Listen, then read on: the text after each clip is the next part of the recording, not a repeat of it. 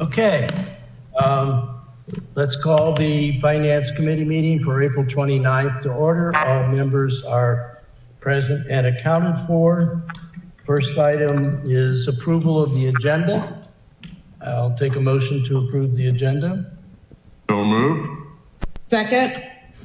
All those in favor of the agenda signify by saying aye. Aye. Aye. The agenda is approved. First item on the agenda is approval of the minutes from the meeting on the 27th. Move approval of the minutes Second. from the 27th. The minutes are approved. All in favor signify by saying aye. Aye. Aye. Now they're approved. All right. First item on the agenda is committee discussions and deliberations, and I believe the first item to be discussed is the community grants. And Yeah. Should I? yes, please. We have from Lynn, and we've had for a while now, a spreadsheet, and we have a description of all of the different groups in case we didn't know who they were. So yes, let's proceed with that.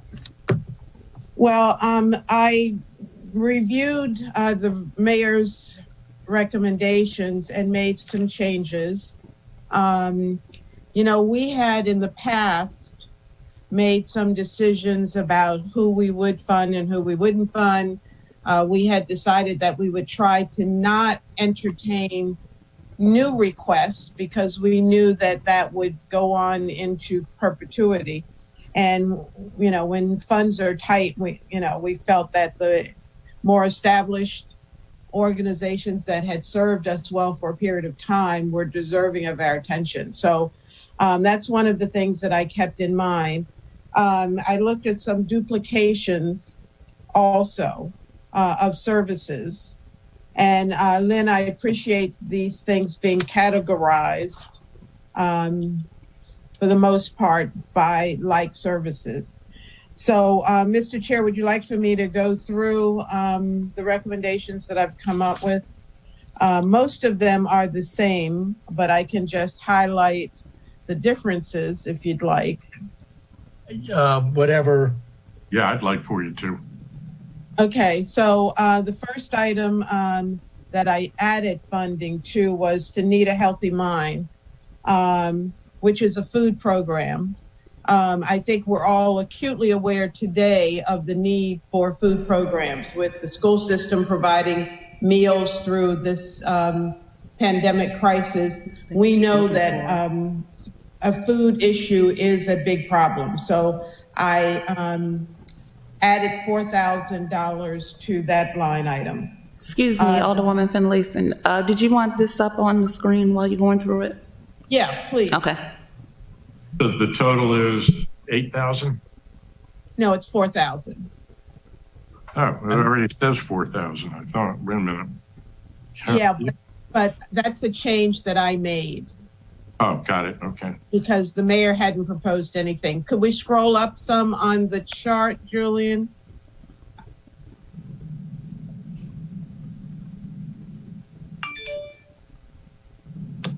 Because I'm only seeing the top half of the chart without the, yeah. The next item that I increased ever so slightly was the Baptist Church backpack giveaway.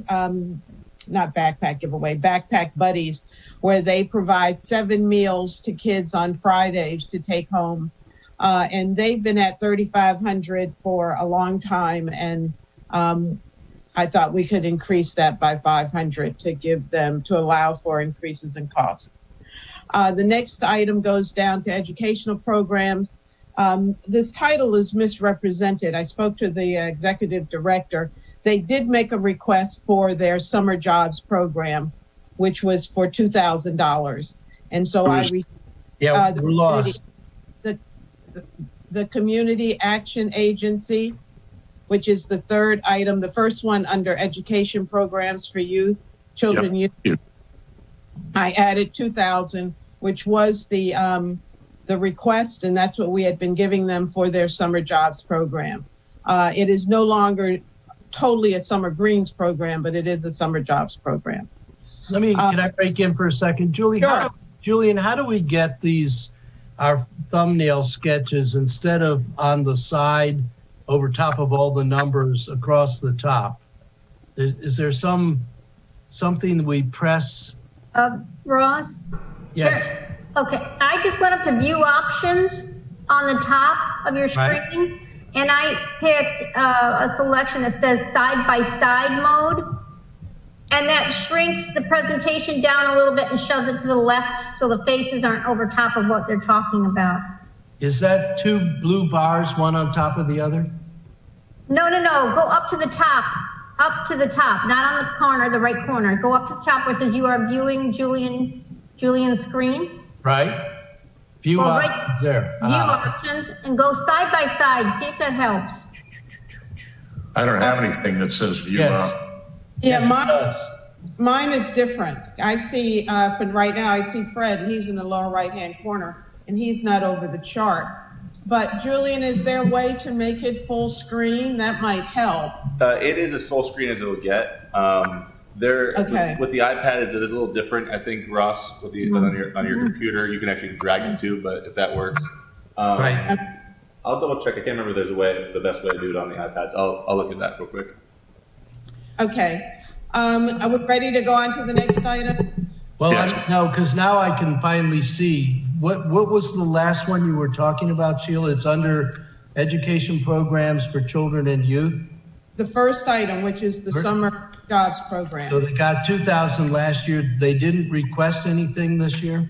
They did, but for some reason, it missed the whole, because I called because I was surprised to see that also, and the executive director assured me that they did make a request. So I restored $2,000. Alderwoman Finlayson, can I just jump in here for just 1 second? Please. So if you go down to the Community Action Agency's their other line item, we fully funded their request. Just an FYI. Well, but those are two different things, and they should not be confused. Okay. The other item, and I'll get to that, is the Annapolis Youth Services Program, which is a counseling program, which requires matching funds. So that is not part of the summer jobs program. And I had that discussion with the executive director also, because I thought that might have been some confusion there. So yeah, so this item is restore $2,000 for and I meant to change the title on that, and I did not. The next item is the library. They didn't make a request. The next item is the Boys and Girls Club. And if you're looking at the updated version, I reduced their funding to $8,000 from $97,000. And in part because they have significant fundraising efforts. And I was trying to be very equitable in funding across the board, which is usually my objective. How much Children. do we take away? $1,700. And make a note, because my total comes out to $418. So we still have about $10,000. If you'd like to restore anything, change anything, we still have an opportunity to do that. So if you want to make a note when we get to the end, we can come back and do that. Did I mention Children's Museum? With the $1,500, which is what they've been getting. Could you scroll up? You added 1,500? No, it was the proposed $1,500 for the mayor's office. Okay, the next item is Compass Rose Theater, which is one of our that we've been dealing with. I checked with them and restored the $2,500 that they had been receiving from us. Creating communities. Can we talk Yes. about that one, Compass Rose? Because I guess I wonder why we're doing that. It's obviously a community amenity, but it's not helping people in need.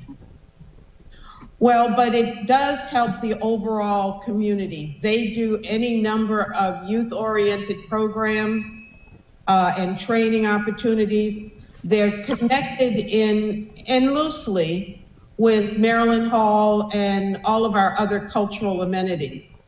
So I think that that's why this is in this category. It's another cultural amenity that, and they do reach kids from disadvantaged communities. I have a picture of a group that we took there from Annapolis High School, our change engineering program. I guess it was last year. So they, a broad spectrum.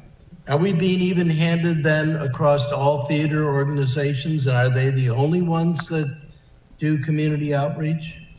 No, they all do. And I don't think the answer is yes. Even Alderman across, can I interject? Please.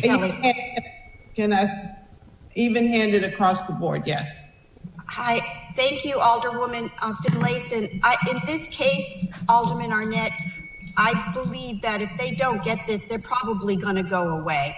They're really struggling since their move, from Westgate Circle. And I know, Sheila, you must have talked to them and realized that as well. So in this case, I think it's a financial threshold to consider. Am I correct, Sheila? Well, yeah, they are in a financial crisis. They are looking still for a home. It was my ward down on Forest Drive, and they still have not landed in a permanent place. We don't want them to go away. Thank you. So, thank you, Alderman. I'm not sure I want them to go away either, but I do still have some concerns about an even-handed treatment. And for me, the number one purpose for doing community grants is to help people in need. You alluded to that, saying that they have programs with kids and that sort of thing, and that's fine, but I just don't want to find that we're giving that to them only, and then we find out other theaters are doing the same thing and wondering why they didn't get something. But maybe they didn't request it. I don't know. I've got a reservation about that one. Well, and you made a good point, but all of them do have an opportunity to make a request of the city. Compass Rose has worked with the city probably more extensively than others. And so, their request has been longstanding if you look at the history. But other theaters have an opportunity to make the same request. I see our community grants as an opportunity for someone to help us out in areas that we can't address as a city. Of course, it's educational things, there's food opportunities, health-related things, but there's also a cultural component to it, because I strongly believe that we are well-rounded when we have exposure to everything. And the theater is one of those areas that, and same thing with creating communities and Seeds for Success. Those programs relay experiences that are beyond the basic learning to read, write, and do arithmetic.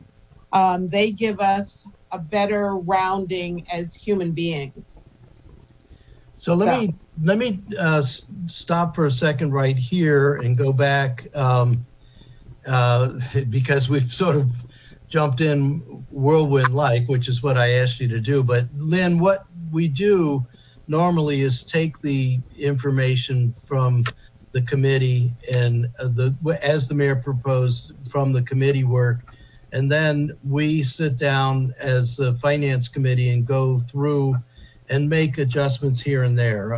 Usually it's pretty small. Sometimes it's add somebody that didn't get something. So I think we've sort of jumped right over your presentation as accepting that as the presentation from your group, and now we're going into proposed tweaks from the finance committee, in case you're wondering what's happening.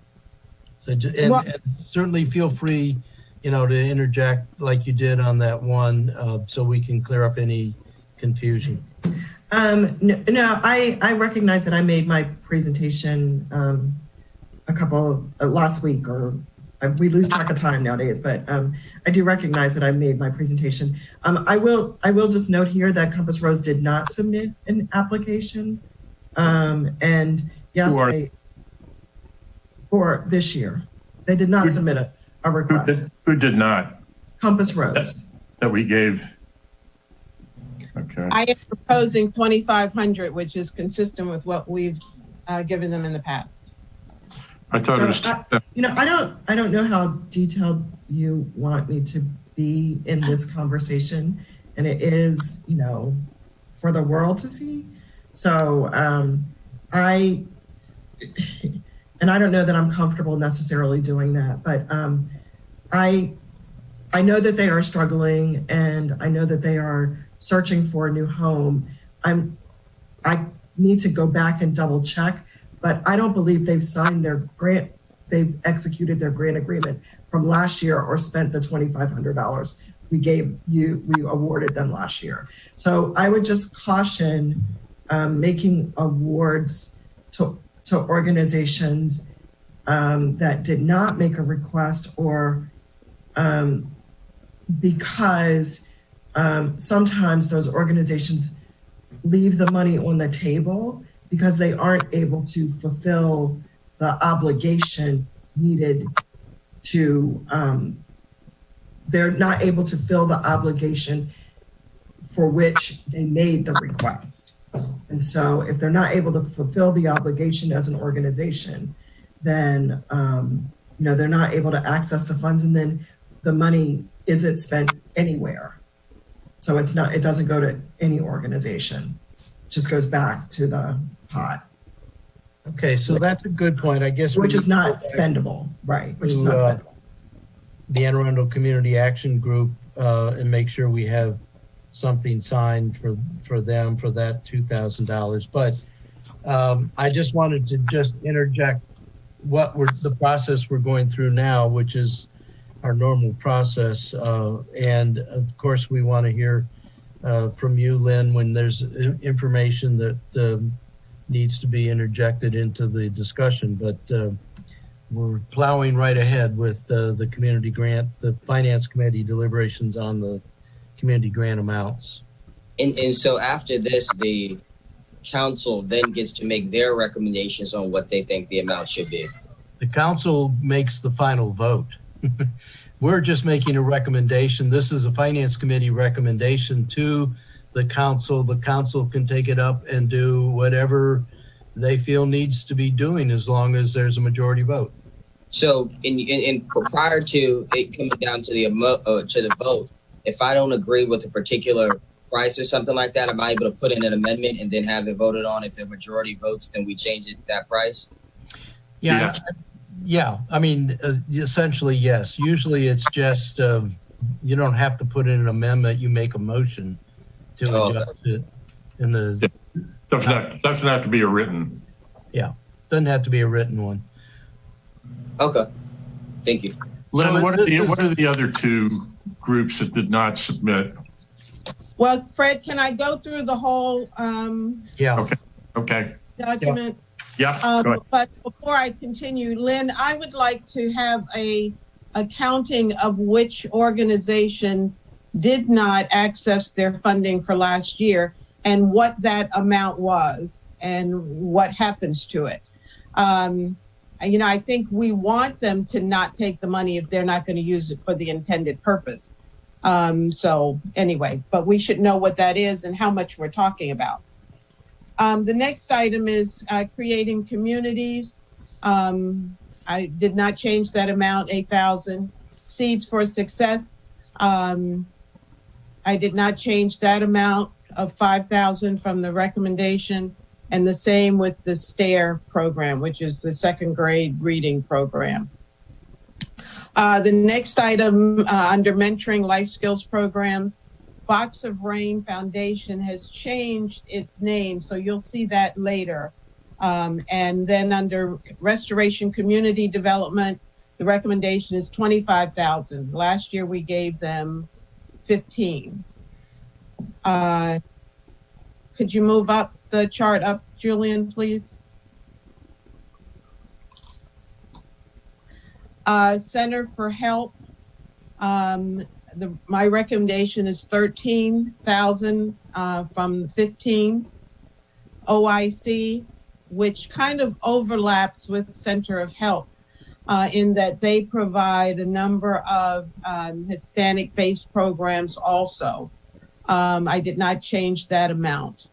Sheila, could you go back to Centro de Ayuda? Is that just to find money, or why did you take them down 2,000? Because some of their programming is covered under OIC. And I was just looking to save some money for other things that were as important. Okay, that's what it seemed like, so thank you. Yeah. The Department of Social Services, I didn't recommend any amount for them. They have not in the past always asked for money. The county has far more than we have, and we are part of the county. So I did not make a recommendation, and they did not make a request. The next item is... Sheila, though, can we go back to that for a second? Sure. When I read that, I was thinking, oh, that's the Office of Community Caring Services. Should we be asking them for a grant? Maybe. Okay. Yeah. Why not? Yeah. They're not asking us, so, you know. But that was they didn't make the request, so, and I think the one department we use the most from them is their housing, for the homeless program. But anyway, they didn't make the request. Next item is Open Paths, which is a relatively new organization for us. And so I restored the 6,000 that they were granted last year. The Lighthouse. That's actually a reduction, right? From 12,000? If I'm reading these columns right. Yep. So what was adopted was 6,000 for 2020. And then the request was for 12. The mayor's proposal was for 12. And my recommendation is 6. Okay. All right. So yeah, we're not reducing that. We're keeping them at last year's. Wait a minute, we're reducing the recommendation though, right? Right. Yeah. All right. The next item is Lighthouse Shelter. Last year we gave them 20. They requested 40. The mayor proposed 25. I'm recommending 20. Okay. Samaritan House did not make a request this year. Let me just say, on the Lighthouse Shelter, didn't I see where they're doing things to try to feed people during the pandemic? Yeah, they are. I'm sure they are. Is Okay. it at a restaurant or is it out of the facility on Hudson Street? I'm not sure. I just was thinking maybe that's, I'm going to put a question mark for me about that. It's out of the restaurant. Okay. Now, if you recall, and they do have a restaurant, these requests came in, I think, January. So even before the pandemic. True. Okay. Well, they're always looking for help to grow their programs. I just, pandemic is a new thing, and to the extent any of these organizations are switching gears and doing stuff to help during the pandemic, I would think we'd want to take that into consideration if we can. I don't even know if we have the information to understand what Lighthouse is doing, but I just raised that question.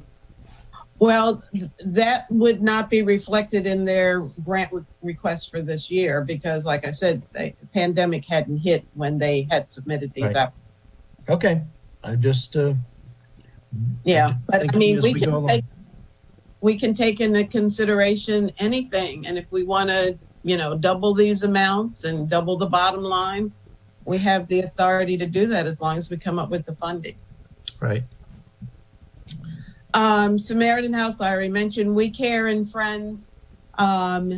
Last year they received $30,000. I'm proposing, they requested 30 again. The mayor proposed 6 and I'm proposing 20. You'll recall that they are the only drug rehabilitation program that we have in the city. And the recidivism rate, and I'm not sure that's the right word for folks who are in recovery, but their rate is about 90%. Their step rate. Can that be also contributed though to the work that Adatola and No Harm has done for not 30,000, not 20,000, but almost completely free out of the mayor's office in partnership with OEM and making sure that we follow up on the data and go to the neighborhoods that impacts us the most. And that we've seen a significant decrease in my ward in particular. I think we're talking different things, however, because the program that We Care and Friends have created sends folks away to a facility. I want to say in Connecticut or Pennsylvania, I don't know where, right off the top of my head. It is not a community-based program as it may sound, but they actually take people off of our streets and send them into a facility that helps them through their recovery. And so when I said that their rate of recovery is 90%, that means those people, when they come back months later, they don't go back into the same habits that they had. So it's not quite the same as the programs that Ayatollah and you guys are doing, the grassroots effort. Is there a leadership issue with We Care and Friends from what it used to be? Well, Larry's wife, Rachel, has pretty much taken over. Okay. So it hasn't gone far from the original source. All right. That's all I needed to hear. Thank you. Okay. Any other questions on homeless and addiction programs? Okay. Going on to services for youth and adults. Maritime Museum, it remains the same at 7,000. The Annapolis Youth Services Bureau is through the Community Action Agency. And that's the counseling program. And we've been pretty consistent with those contributions because the state requires matching funds, and if not matched 1-for-1, funds from the local jurisdiction in order to qualify for the state funding. This program has been at the Stanton Center for any number of years, and it is the only counseling program that we have that deals with young people. And it's right in the heart of where it's needed in the Clay Street community. Annapolis Wellness House, I didn't change that amount. Baltimore Inks, last year we had a lot of discussion about this one because they're not a local organization. And this year they did not even make a request. Bloomsbury Square Parking Assistance, they didn't make a request. Chesapeake Region Accessible Boating, that's the CRAB organization. I kept that amount the same, but I have a question mark because I think we're giving them funding elsewhere in the budget. I know we are.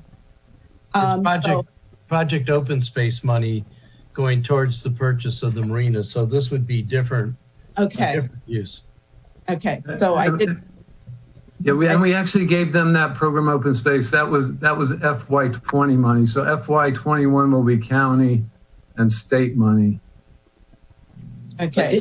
But this is a large organization that has, the ability to fundraise and that has the resources from state, county, and city government. I think that funding could be going somewhere else, but I'm not a member on this committee. Sorry. Well, keep in mind that other jurisdictions, state and county, are not going to give you funds if your local doesn't feel it's of value. Okay? So sometimes we have to contribute so that they can leverage those dollars for bigger dollars. And, you know, we're talking $3,000 here. The next item is the PALS group, and they didn't make a request. So the total in category 1, and thank you, Lynn, for putting these categories in because it was easier to add them all up, came to an even $200,000. And those of you who know me, you know how I question even numbers. So I did go back and recheck my numbers. Anyway, category 2, and it Wait a doesn't minute, have, Partners in Care, is that the same thing as PALS? No. I don't see PALS. it's the Right last, above There it is. you would miss it. Yeah, They didn't get anything. right. 'Cause they I didn't- think if we could put together like even a small recommendation of like $2,000 for that program, because so many of our youth participate in like the football program and they struggle with the scholarship funding, so that, you know, families who can't afford it can afford to have their kids, you know, play in the football league for the fall or something like that. Well, it says Peninsula Athletic League. Yeah, that's and that this is Pally. I don't know. Is that the same as PALS? I'm not sure that it is.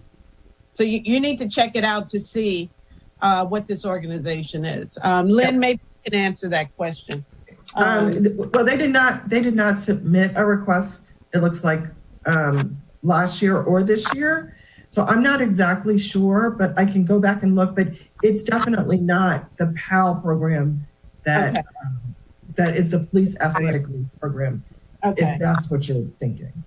Yeah, I think that's where Alderman was thinking about. Okay. Next category, art and Well, public. can we stop for a second though to Yes. respond to Dewan? I guess there's a couple thoughts I have. We need to find out whether they are certified and we can really give them money. Sheila, you said that there's some extra money that might not have been allocated when we get to the total bottom line. So maybe this could be a consideration, but certainly, Dewan, this is one where at the council meeting, and maybe when we get a little more information, that would be a time to make a pitch there. I mean, I'm hearing your pitch now, but I think we need a little bit more information. But to the extent, what we want from council members is when they know things that are going on in their community or see things that need help, we need everybody to weigh in. So your comments are valued. We just have to figure out how we would address it.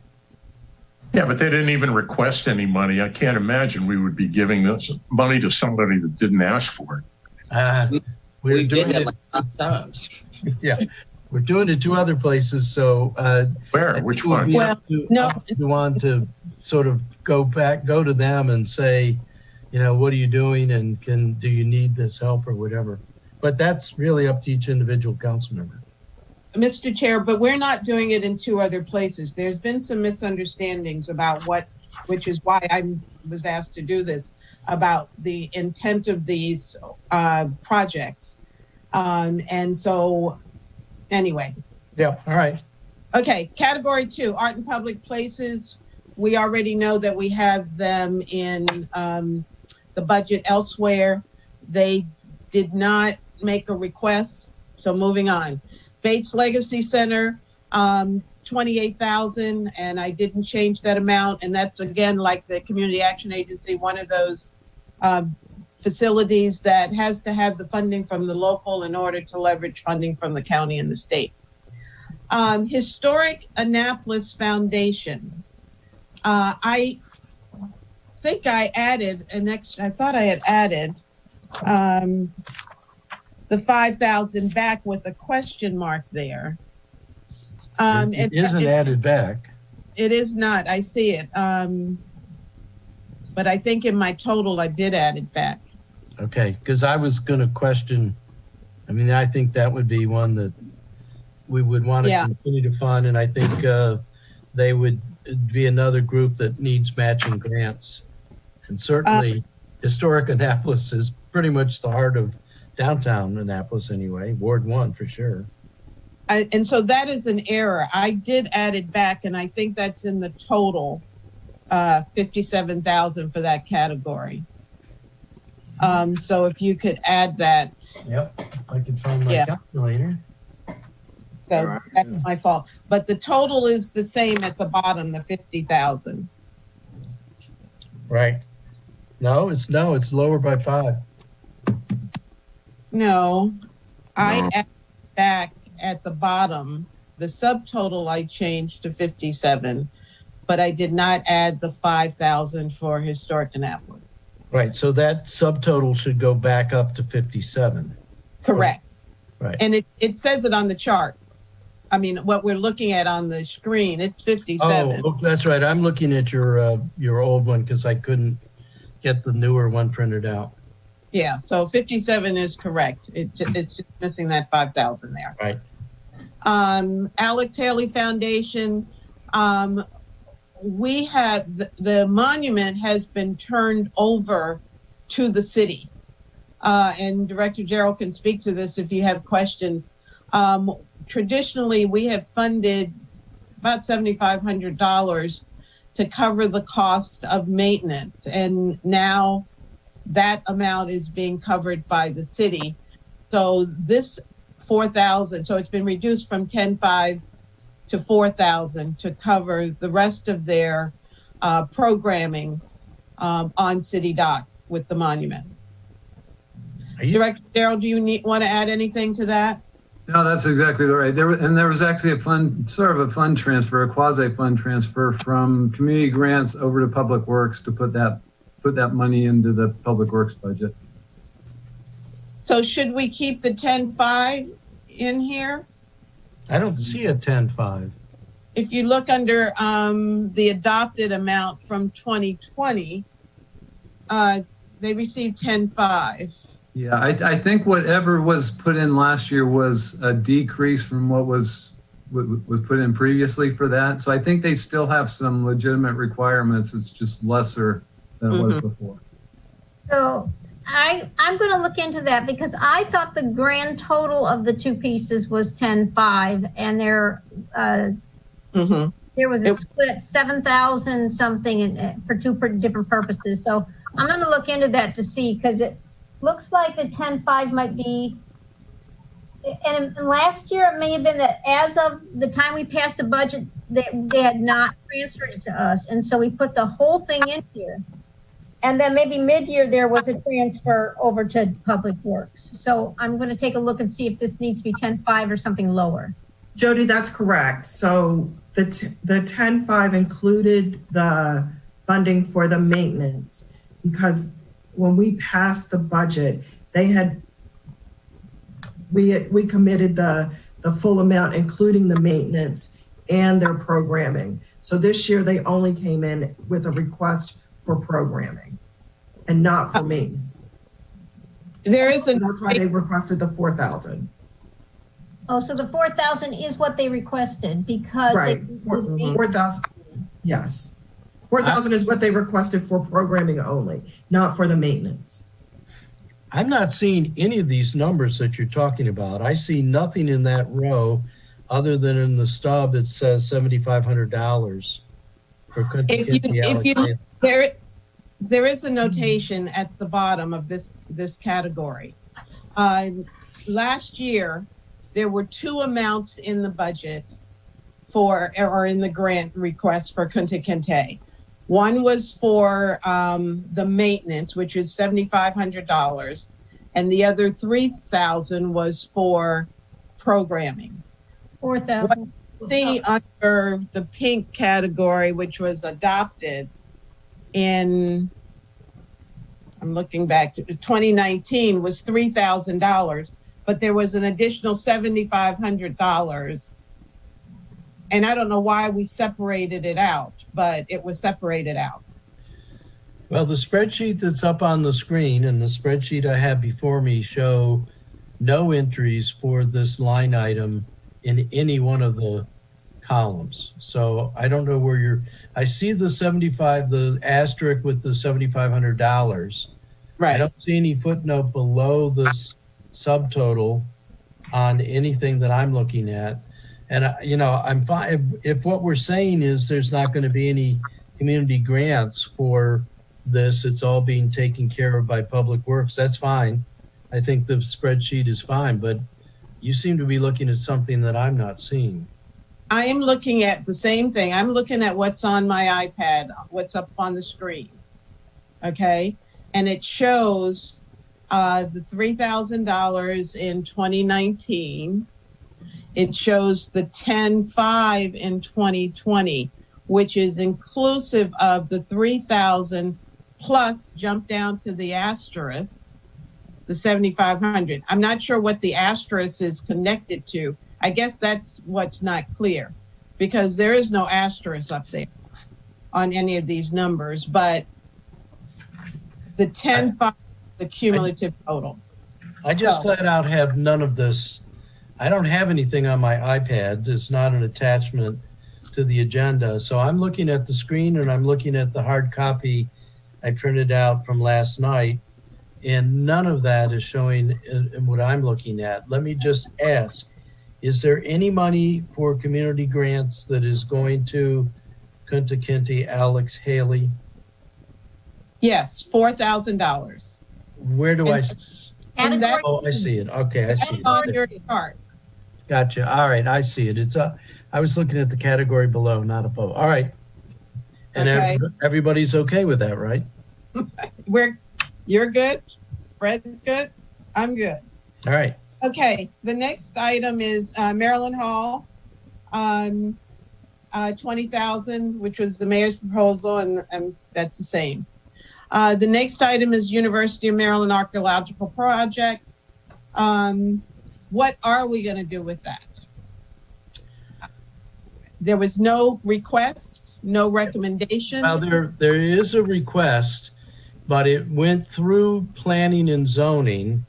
And when Dr. Nash spoke to us, it seems there's two different things going on, and maybe David can help us with this. I think Roberta has something that she wants to do, and I think Dr. Leone has something that he's requesting.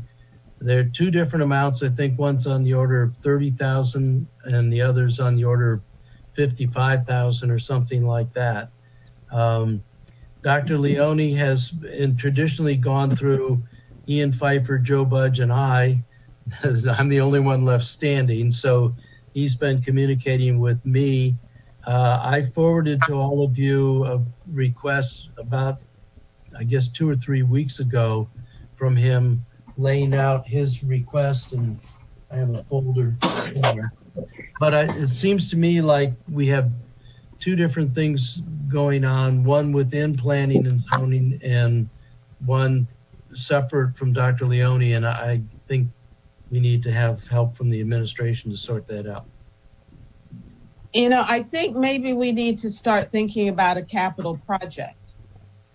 Because if we're talking about warehousing the materials that he has, because I think that's what he wants. And if I remember correctly, what you sent us was requesting $50,000 a year.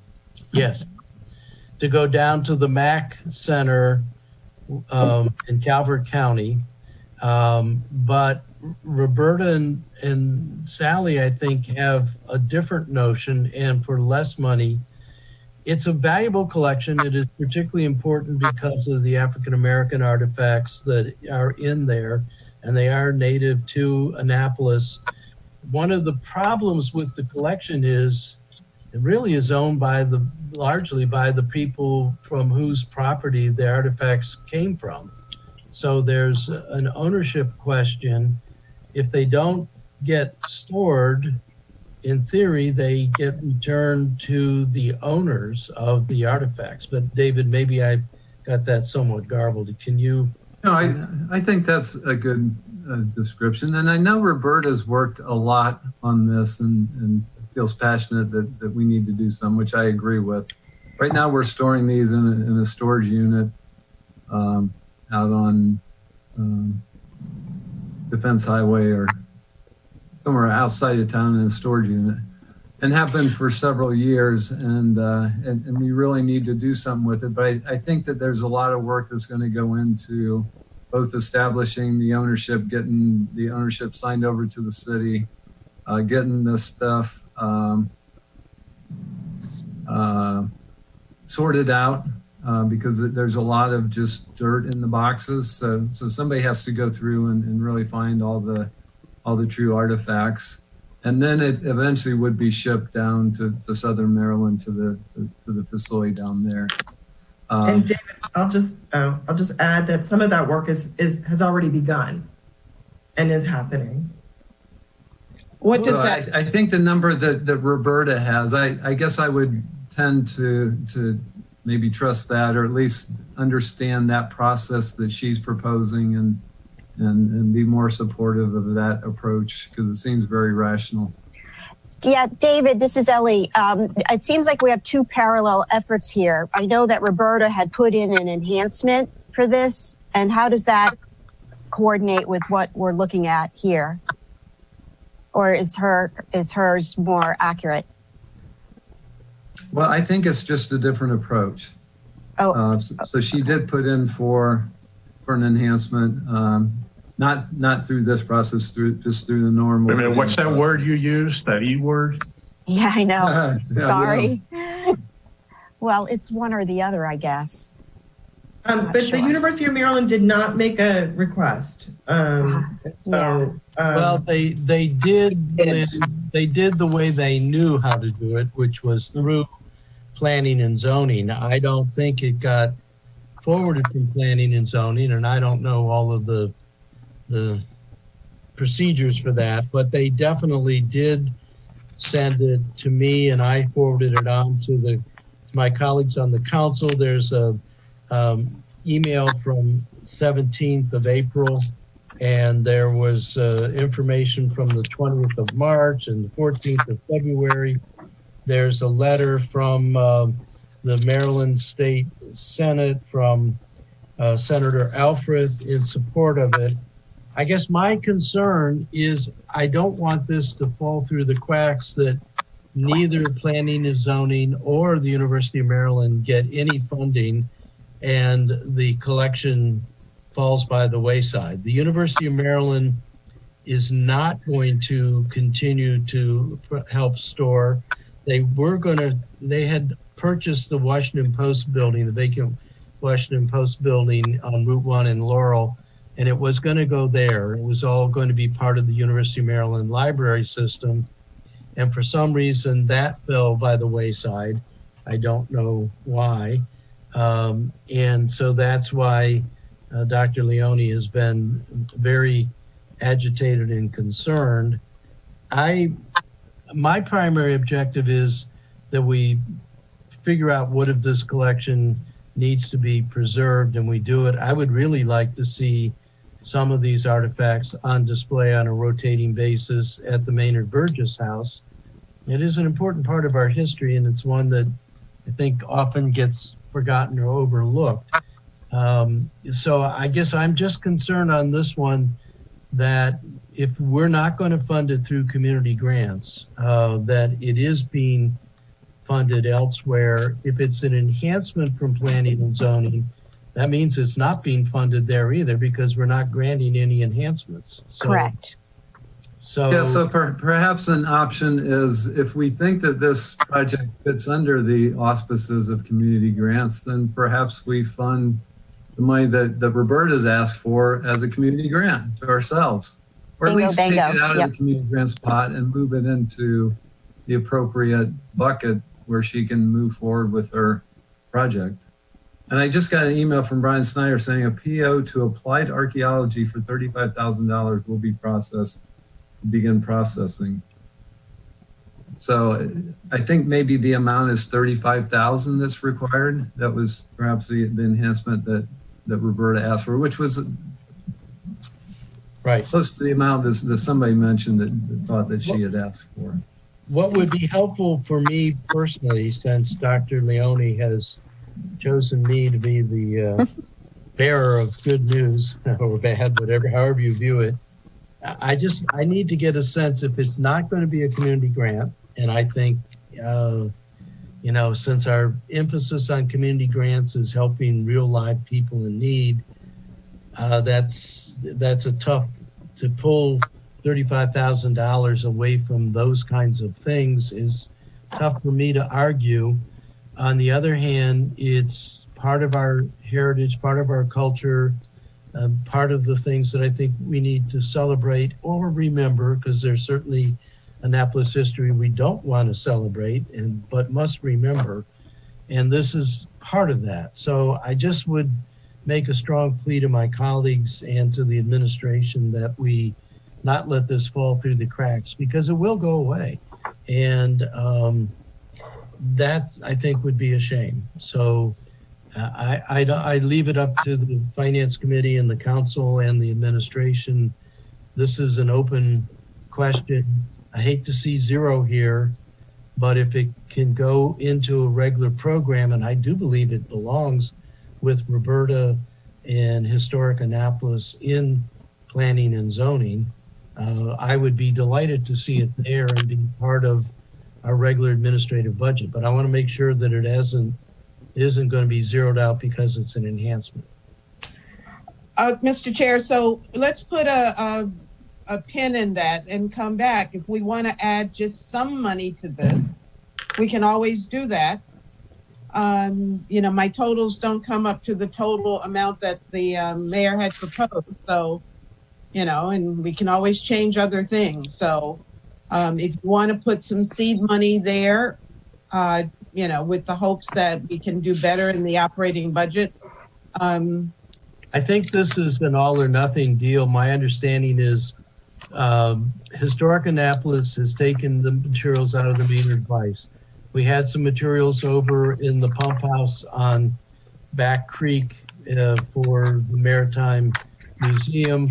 They're saying get out, and the University of Maryland is saying get out. So we either need to find money in the community grants, and it's not a seed amount, it's a big amount, or we need to find it in planning and zoning, or we need to say to Dr. Leone, sorry, give it all back to their owners and have a good life.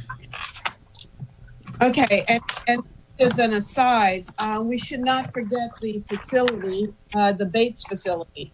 The Bates Heritage Center is a museum piece. So that's another opportunity that for some reason gets forgotten in. So anything else on category 2? Whoever is rustling this paper, please. Oops, guilty, sorry. Bye. I have a quick question, if possible. Yes, please.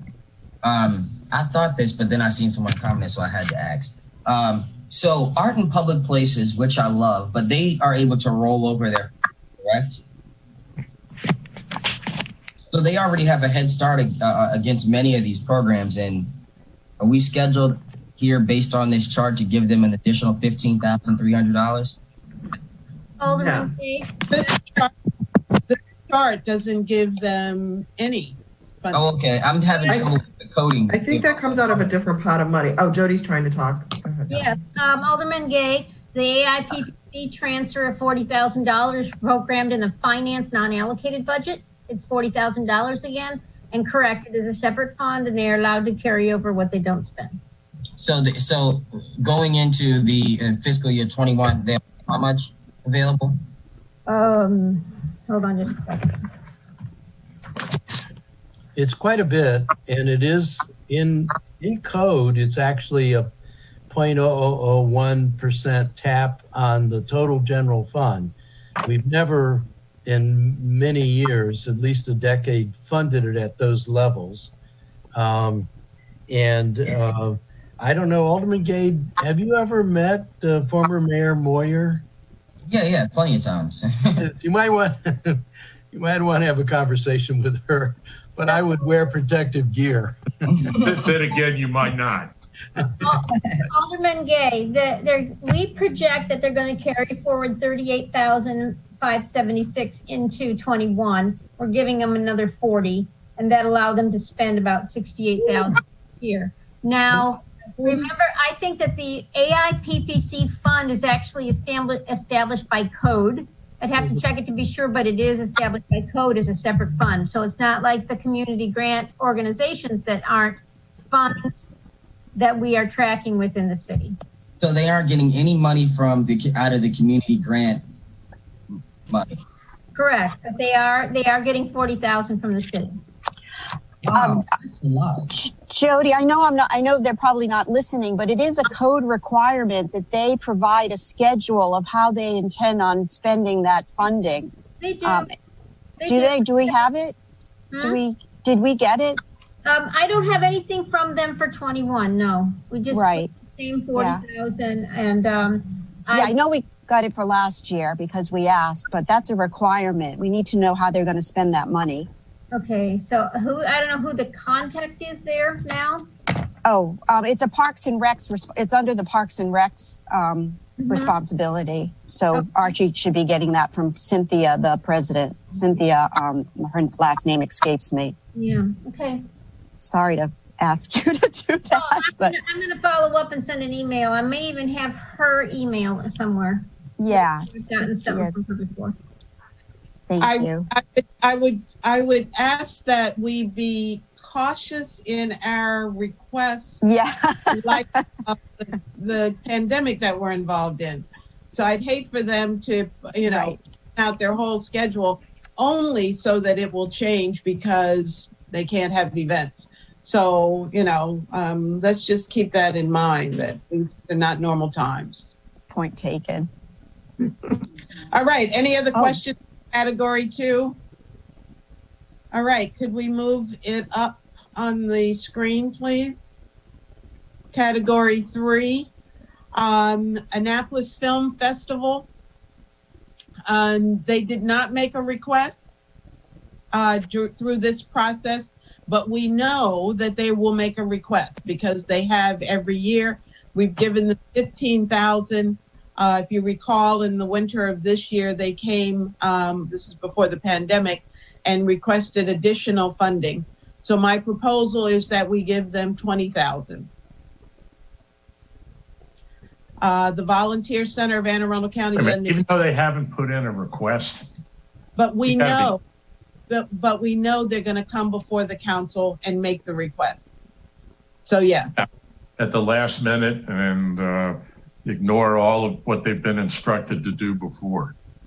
I mean, I think it's a great thing that they put on. It's a great product, but there's certain parameters that we work within. And I don't think that, I wouldn't add in something that wasn't even requested.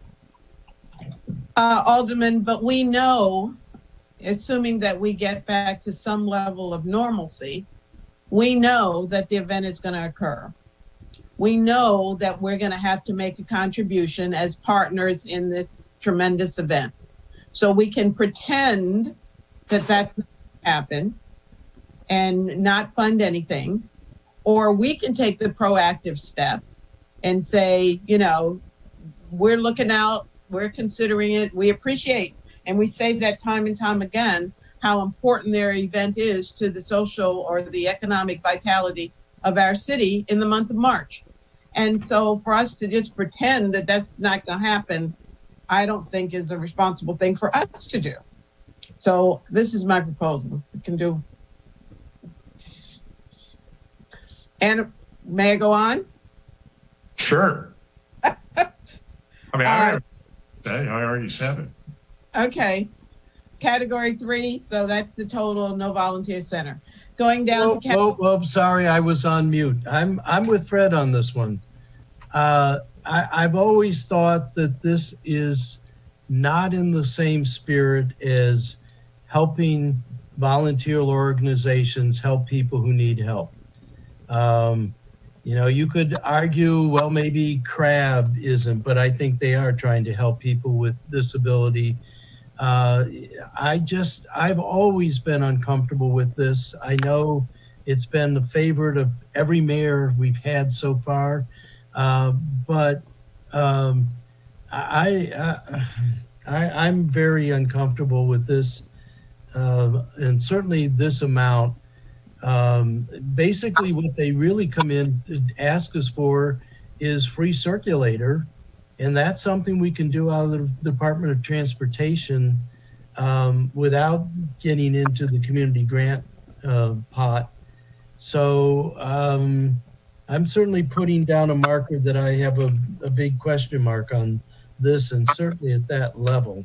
Placeholder, maybe, but I could see that helping people who really need help in not something that is more of a social and fun. Don't get me wrong, it is fun, but it isn't really helping people in need, youth and others. So I have some reservations about this at all, but certainly about the amount.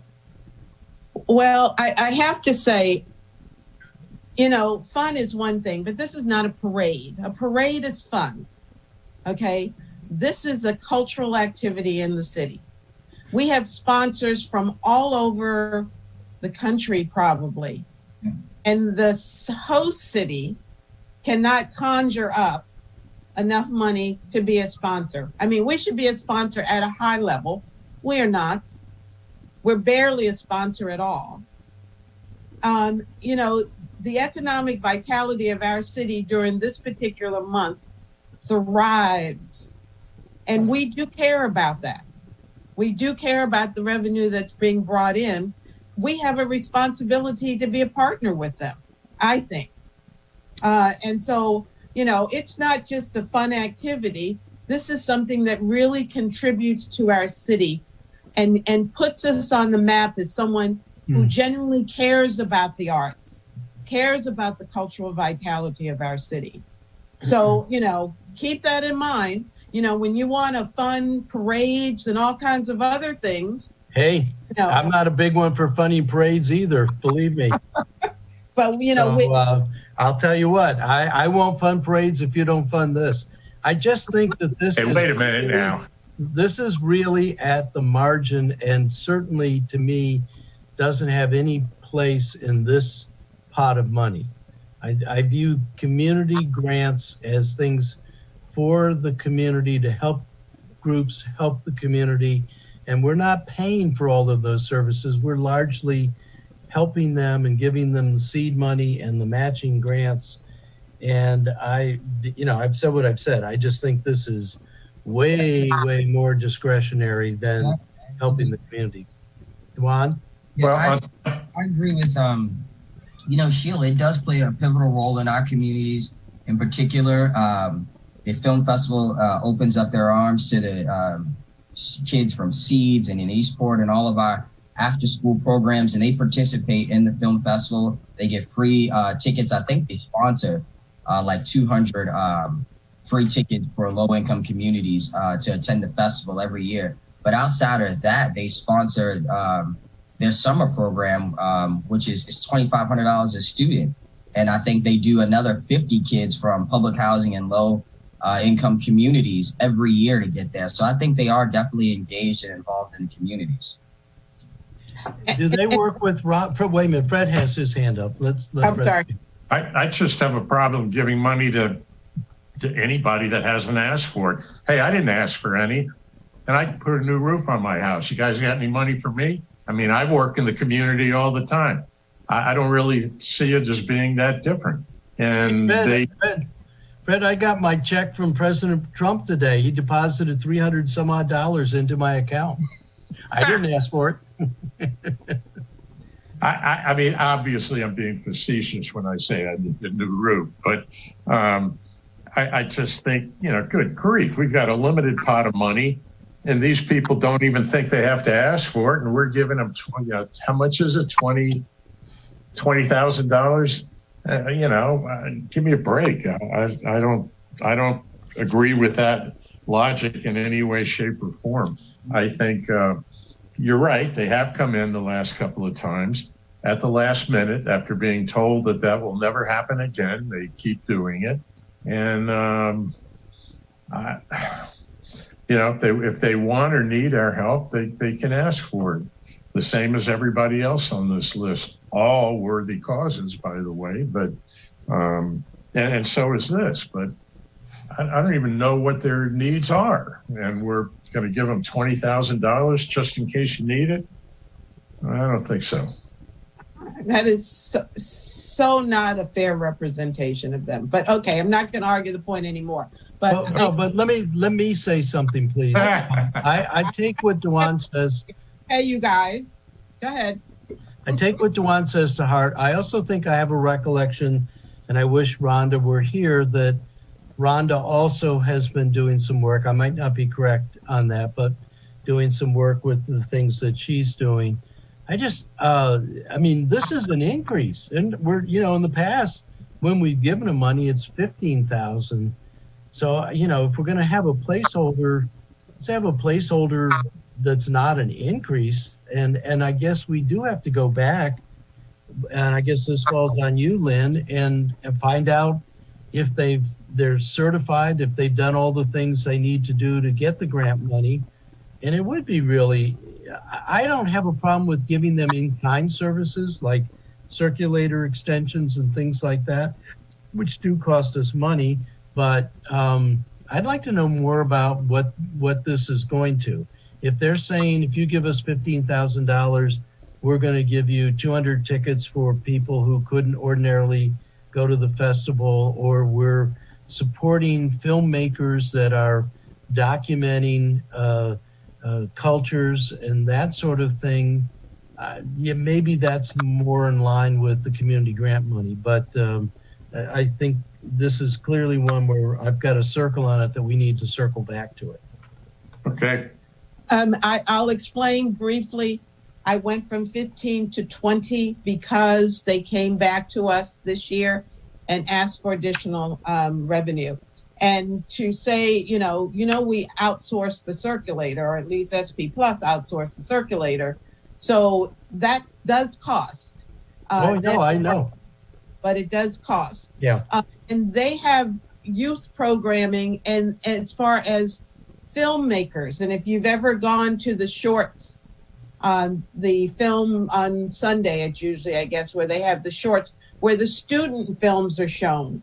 So, it is an educational opportunity for our kids, not to just go to see productions or see movies, but to also enter their own movies and to be creative enough to have the ideas to generate, to make their own movies. It's an opportunity that our young people wouldn't have if the festival wasn't there. So I'm done. Okay, so that's my request is that Lynn, please, if you could go back and make sure that they even are set up so they can receive money. I agree with you, Fred. I not only take umbrage that they come in at the last minute, I take umbrage with the attitude that they present. How dare you not consider funding this worthy thing? And I thought this year at the city council, they were particularly overbearing. And I'm sitting there thinking, you're asking us for help, but you're really telling us, how dare us not provide that help?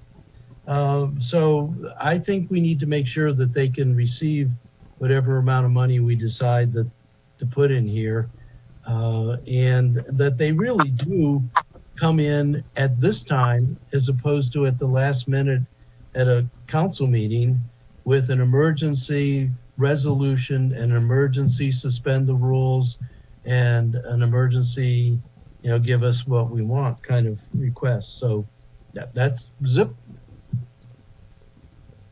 Category 4. Yeah.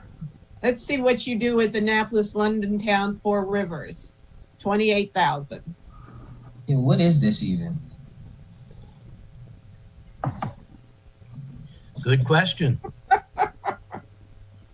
Well, let's look at what our description. Lynn, tell us what Four Rivers. So this is a requirement in state law that says that the local jurisdiction must make a specific percentage contribution to the heritage area for them to get any funding at all. So we have to put in our part, the county has to put in their part, so that the state puts in their part. So what percentage or what dollar? And I'm looking on the charts that you sent and I don't see it.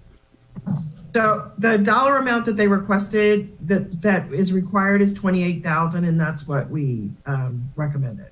And is this something that's been done traditionally, or is this new? Yeah, it's been traditional, and it is a TAP, as Lynn says. It's a lot like Arts and Public Places TAP and these other things, and it's not something I think we ever had much choice in the matter. We get that, what's her name, she sends us regular updates from Carol Benson. Benson. Yeah, right. Carol Benson, Yeah. yes. Yeah, Carol. So, and yes, as long as I can remember, we've been making this contribution. But as I said, it's in the state law. It's in Comar. Yeah. Okay, the next, Dewan, Alderman. Would you mind sending me your copy of this with the like color coordination and the? Yeah, I'll send it. I sent it to everyone last night. Okay. All of it. That wasn't the updated one. I sent it to you. Yeah. Okay. I sent the updated one to everyone. Oh, Right. oh, maybe not with your column. No, That's fine. once mine, Okay. I think. Alderman, I got you. Yes, you're correct, Alderman.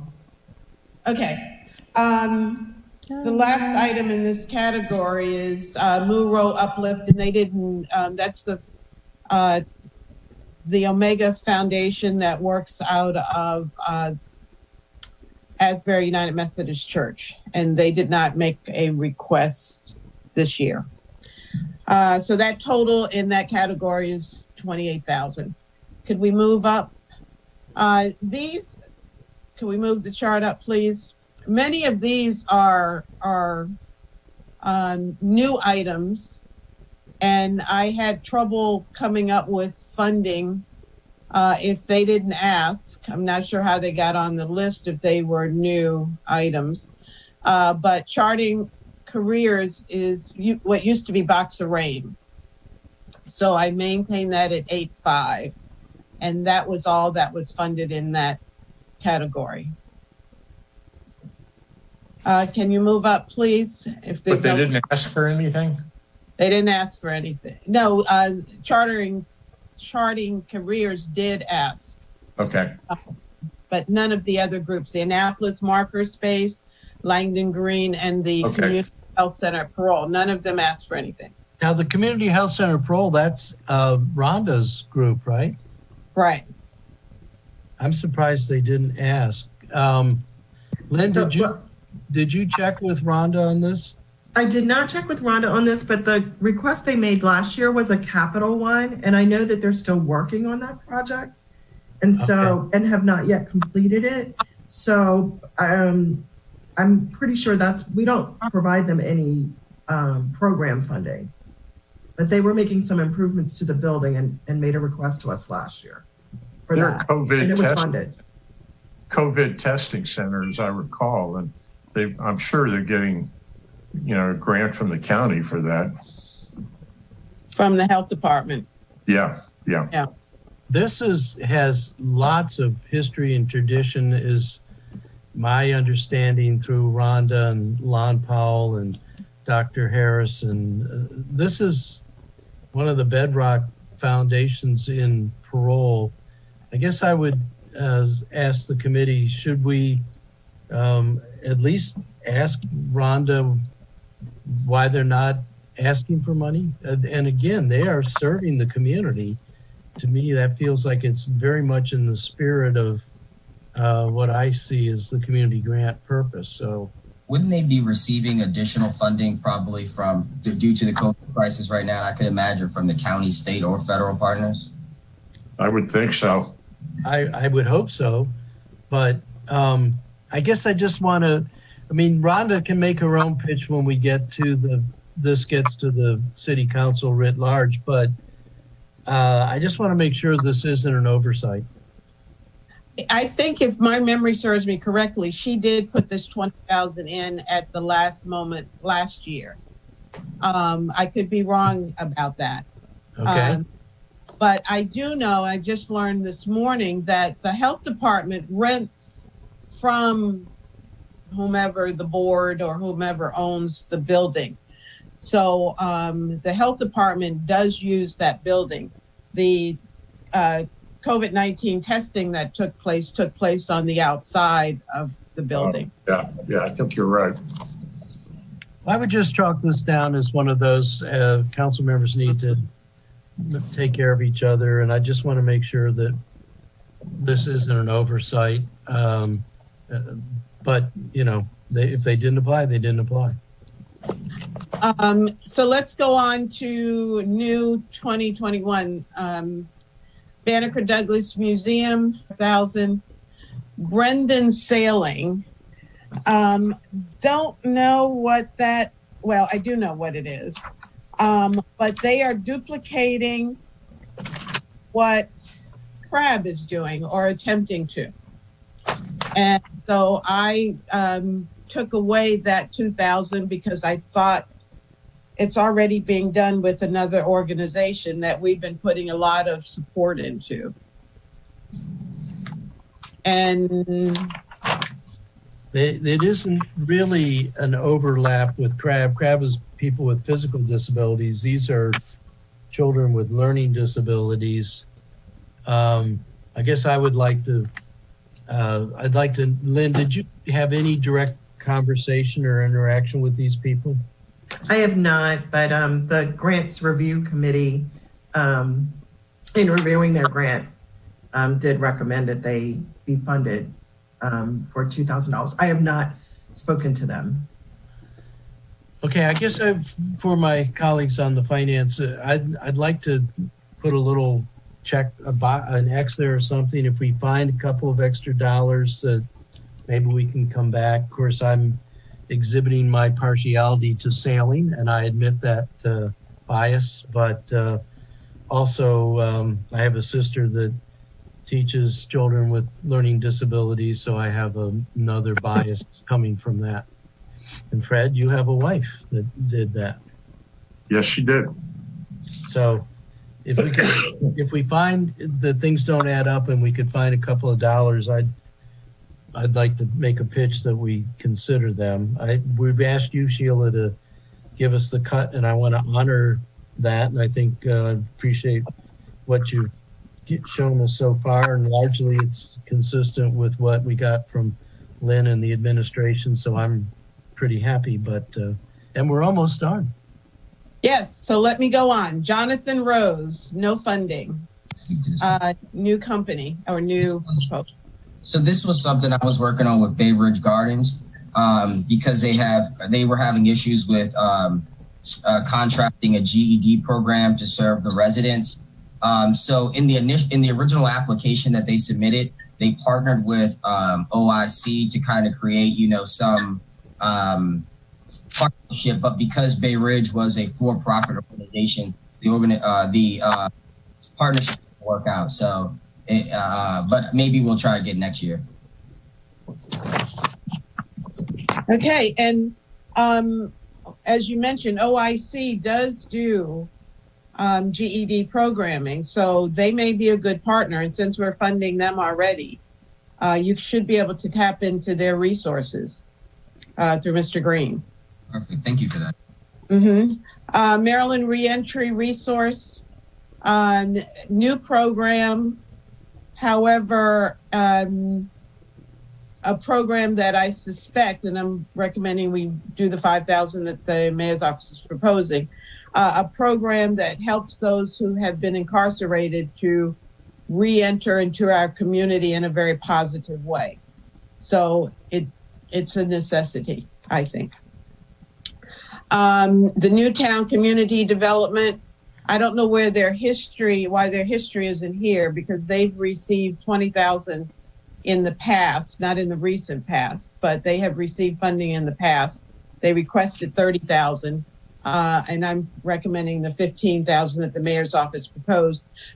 They are, I can't think of the term, but they work with residents directly in helping them to get on their feet and move out of public housing to be entrepreneurs, to give them skill sets so that they become viable members of our community.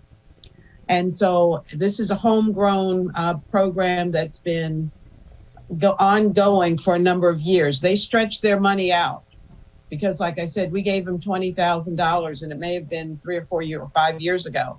And now they're coming back for an additional request. So they have been good stewards of the money and good stewards of the programming that they've committed to doing. So if there's no questions on this group, that totals $25,000. And then going down to the last category, winter relief, which I have changed on the updated sheet, which is not what you have, from $7,500 to $8,000, an additional $500. This is the program that Kevin Simmons and the Office of Emergency Preparedness runs out of the Stanton Center, where they go out and bring in those who are homeless during the winter months. I can't remember how many days a year, even though we had a mild winter this year, but they provided shelter as well as hot meals for our homeless residents. He has been working with 7,500. Costs are going up. They pay for people to be at the Stanton Center to oversee the program overnight. And what they're paying, I'm not even going to say what they're paying because it's unusually inexpensive, let's just say. So anyway, they could use a $500 bump up. So I'm proposing $8,000 for our winter relief services. And then housing. Yes. Actually, I am very favorably inclined to this. I actually know a lot of the people are taking money out of their own pocket to do this. This is not only a community service, it is a critical, almost emergency basis service that just doesn't get done. And an OEM happens to be the people that are on the ground, can be right there, and can be the ones that fill this need. So if we have extra money, I'd even be in favor of giving this a bigger bump. The same kind of thing that OEM staff do with this, with the Wednesday Food Bank. There's a lot of things that our people are doing for our community that are largely unsung and I think make a big difference in people's lives. So this is one I feel very warm towards. I have a question. No pun intended. Yes. I have a question. Please. Alderwoman Finlayson, you said $8,000, but on the schedule that I'm looking at, it's still at $7,500. Right. I'm sorry, Jody, you're looking at the old one. I bumped it up to 8,000. Okay. Takia sent me this one this morning, so maybe you've given her one since then. Okay. Yeah, I sent a new one this morning because Is there anything else that was changed this morning? Yeah. Yeah. Quite a bit. All right, then I'll choose a revised. No. Because, well, let me look at the bottom line. So can I finish this and then we can look at what you're. The next item is the Housing Authority Inspection Services. I reduced that down to $72,000. Spoke to, communicated with the director because Newtown is offline for renovation. I asked her what units would be needed to be inspected, and she gave me a number, 92, I think. So, no, that's Well, not 792. right. It's not right. Wait a minute. 792 total units. Newtown 20 is coming out of that list. Plus, we're not inspecting all of the units each year. So I think this number, if we need some discretionary funds to slosh around, I think this number, Jody's going to correct me. All right, sorry. Go ahead, Jody. Remember that these inspection grants are not cash out the door to HACA. We are using this money to recognize permit fees in the planning and zoning categories. Yep. So as what we had before was a budget for community grants, which was $80,000 less. And we added 80,000 to it, but we're using it to pay for the cost we incur to do the inspections. So if you cannot take this, it's not the same thing as taking this appropriation and giving it to some other organization. Right now, that 80,000 that we had for this year, or 72, is not cash paid out the door. It is a community grant that we're recognizing for the free services that we're providing for the inspections that we normally would collect an inspection fee for. Right. So it's not additional city funding that we would want to take and give out to outside organizations. Fred, then Dewan, then Ross.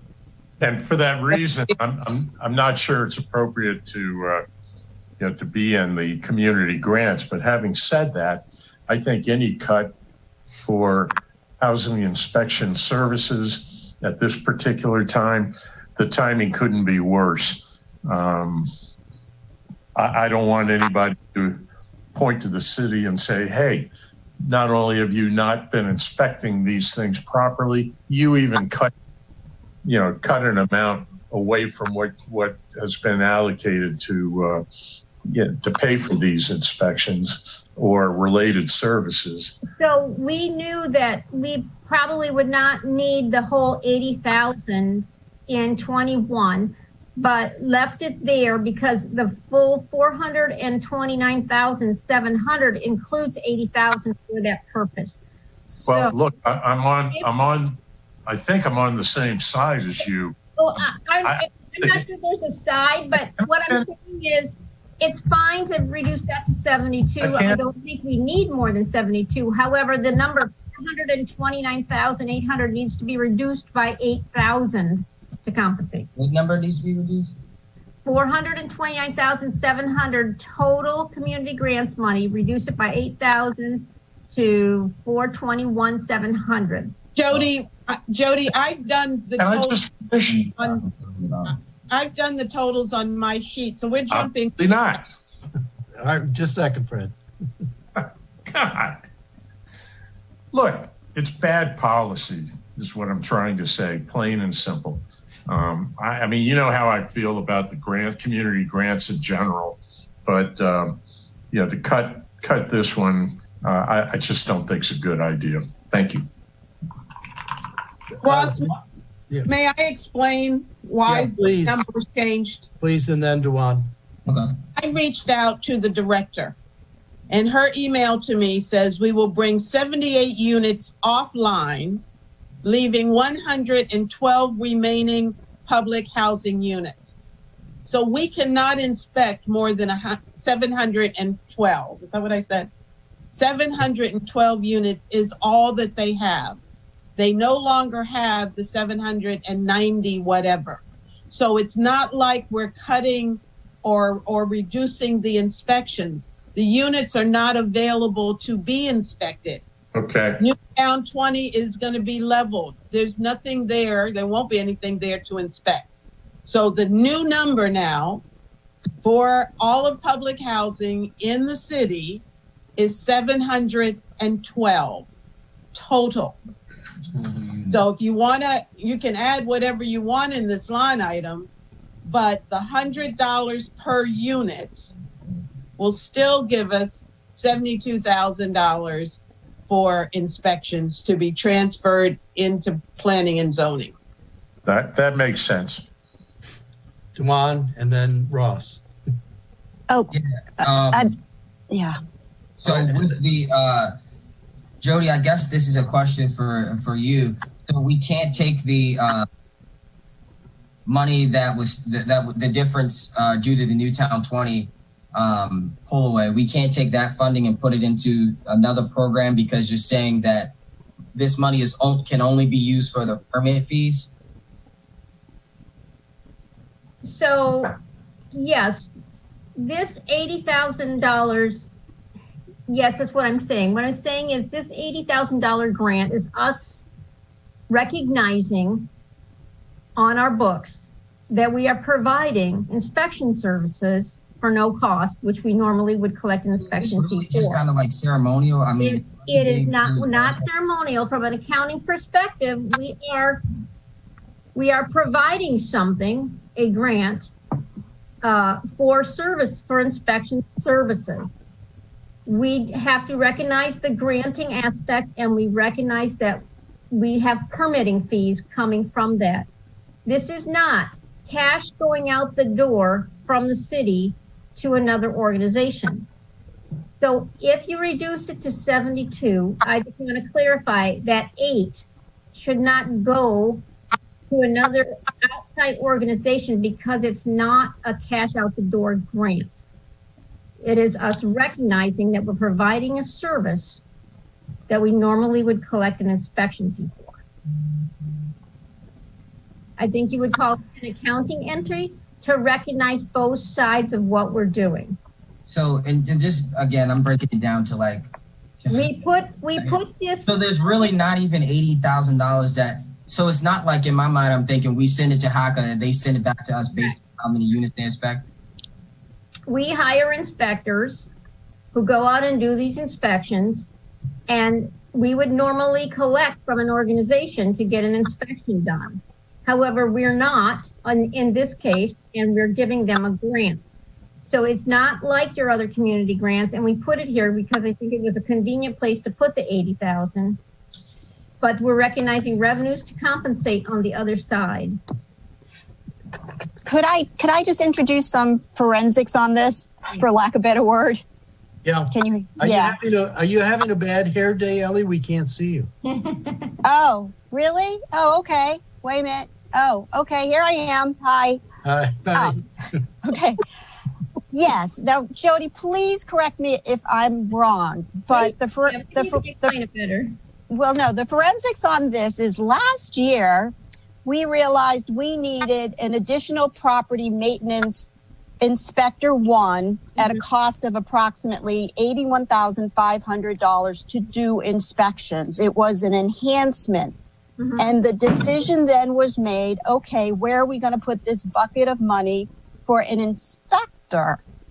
So I'm assuming this $80,000 bucket of money is for an inspector and not based on the cost of a maintenance inspector, not this ratio of inspections. Where did the disconnect happen here, or am I wrong? So I don't think that's correct, Ellie. I think we did authorize an additional inspector, and we probably need to, if we ever get around to inspecting short-term rentals, we'll probably need even more or contract dollars. This was a finesse because we needed to inspect public housing just like we inspect every other rental. Right, I know all that. They couldn't pay the inspection fee, so we said, fine, we will inspect you. We will give you a grant for the inspection fees. 80,000 is a round number. It's $100 per unit. There's 792 units. We never inspect them all in 1 year anyway, but now Sheila's absolutely correct. There's not 792 units anymore because Newtown 20 for the time being is down. When it's back in place, we'll be back in the business of inspecting them, and this number will have to be adjusted accordingly. Okay, so did we ever add that inspector? I guess we did. We do have a new inspector. I just can't answer the question whether that inspector was specifically for this purpose. Okay. But what I will say is that for this $80,000, there is an offsetting amount of revenue in the budget on the other side. If you put this to 72, I'm not going to be recognizing that other 8,000 of revenue. So you can't turn around and give it to another organization. And the only reason I brought this up is because there was some discussion about whether or not we could take that difference and give it to one of these other organizations. And the answer is no, because it's not the same thing. Right. I think that the short answer is let's not touch this. Right, and then the total, as Sheila pointed out, the total is now lower by, if this totals is 418,500, if that's the real total, that's 11,000 less. So we have not reallocated that to another organization. So I'm not worried right now, but I don't want you adding back to other organizations thinking we have money to cover that. We have revenue. Jody, your point is taken. I do think we should reduce it, but in T-account fashion, I think we should reduce it on both sides of the ledger. We should reduce revenue and this expenditure, this appropriation by the 8,000. I don't see why we would want to appropriate more money for this than we need. That could just be a reduction in our overall spending. You're right that we don't find $8,000 to go, say, to the University of Maryland's Archaeological fund. It's just, but it goes down in both places. Right, recognize the revenue and an expense. And so if I reduce one, I have to reduce the other. And I got some background information. The new inspector was not only going to cover hack inspections, but short-term rental inspections. Right. That workload was going to increase, and that was what that was for, and not necessarily for this purpose. And that person is budgeted in our general fund. Right. All right. Thank you.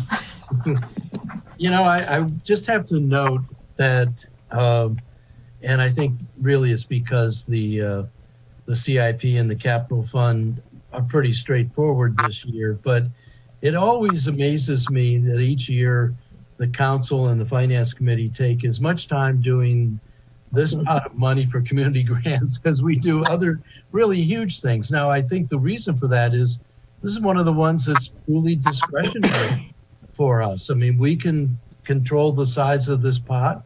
If we're upping the amount of money, we have to find money elsewhere or some kind of revenue to support that. But I think that it does deserve the amount of time we take, because these are the things that leverage and provide services that the city can't provide for its residents that we know they need.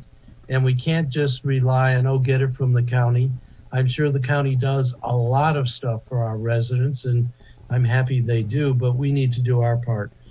So first of all, I want to thank both Lynn and Sheila. Lynn for doing the initial groundwork, Sheila for coming back and giving us the think about how the finance committee might want to go forward with its recommendations. I do think there were a couple things that I had as question marks going back up to the top. Question mark on the Anne Arundel Community College AA committee. What is that? AA Committee Action Agency, Summer Green Works. There was nothing budgeted there, and there was nothing budgeted for Compass Rose Theater, but Finance Committee recommendation is to put money in there. And I just want to make sure that we can do that. I don't have a problem with that.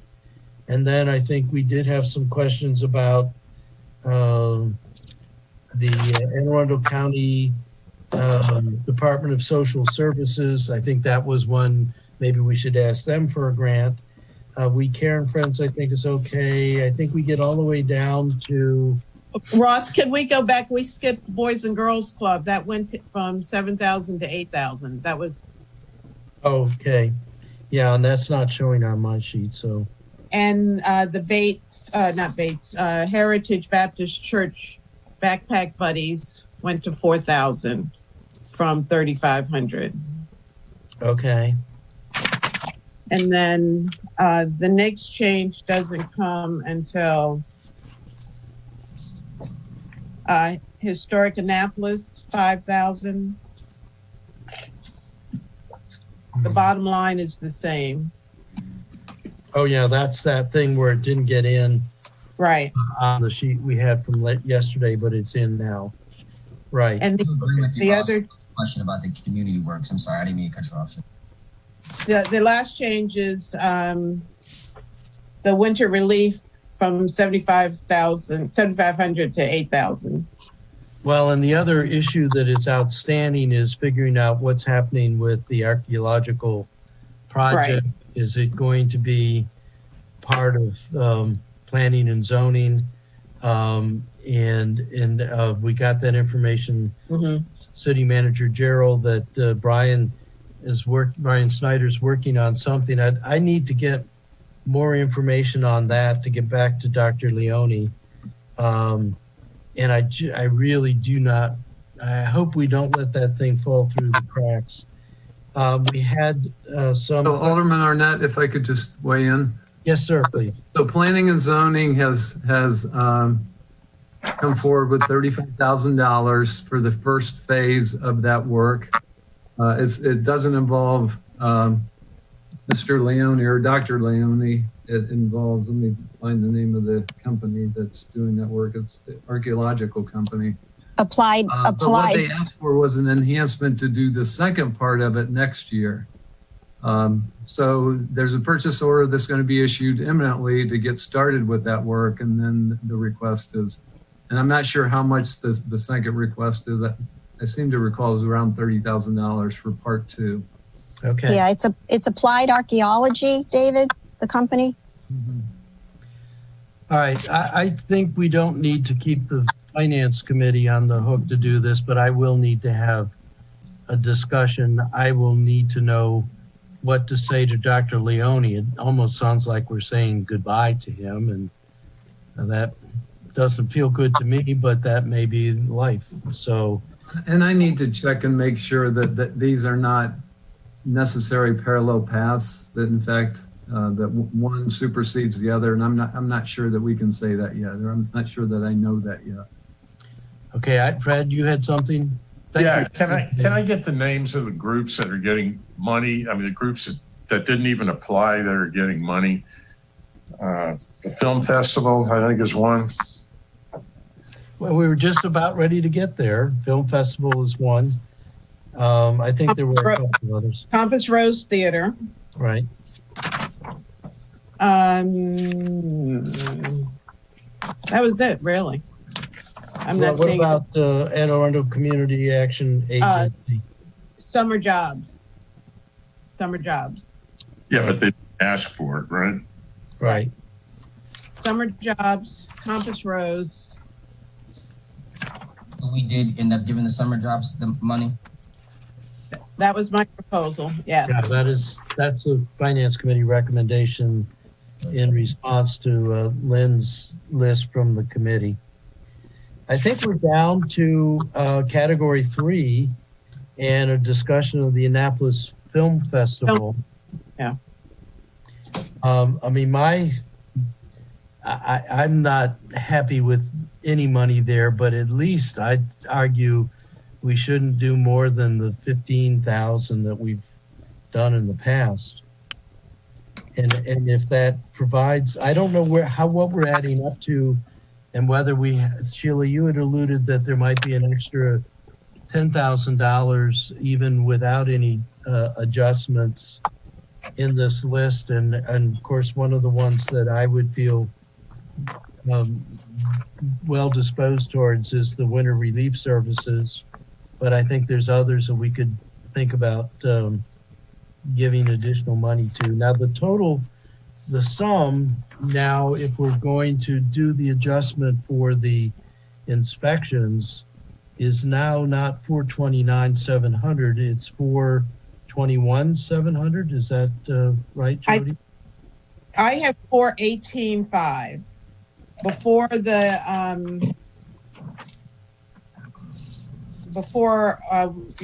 your interest in taking away 5,000 from the film festival. So the total on my sheets, if you have the newest, should be 418.5, and I think that's what's on this sheet. Julian, if you could scroll down to the bottom, please. Is there a way that we could drop this possibly into a Google Doc so that when we have to do on the site changes like this in a meeting, we all can see them at the same time? If you could tell us what a Google Docs is. Jody. I love it when you talk dirty like that, DeWine. Yeah. Jody's trying to get in a word. Yeah, on the document itself, Sheila did this update in Word, and I believe we originally had it in Excel, and I'm asking if we can get it back into Excel, and not from you, but from either Lynn or Takia or somebody, put it back in Excel so we can make sure things add. And then if we need to make changes later on, tweak it here and there, it'll immediately update totals so that we'll know where we're at from an overall standpoint. Yeah, it's about time we do something for you, Jody, instead of asking you for more stuff. Well, it originally was in Excel. Lynn's talking. Go ahead, Lynn. I can update the spreadsheet with the changes that are made today as the Finance Committee recommendations to the spreadsheet that I sent Alderwoman Finlayson yesterday that had the columns in it. I'll do that. Well, Lynn, let me send you the updates that I have that we've made. Okay, that's perfect. And the total now is 423,005, I think. No, that's wrong. 413,005, because we just took away 5,000. Are you all there?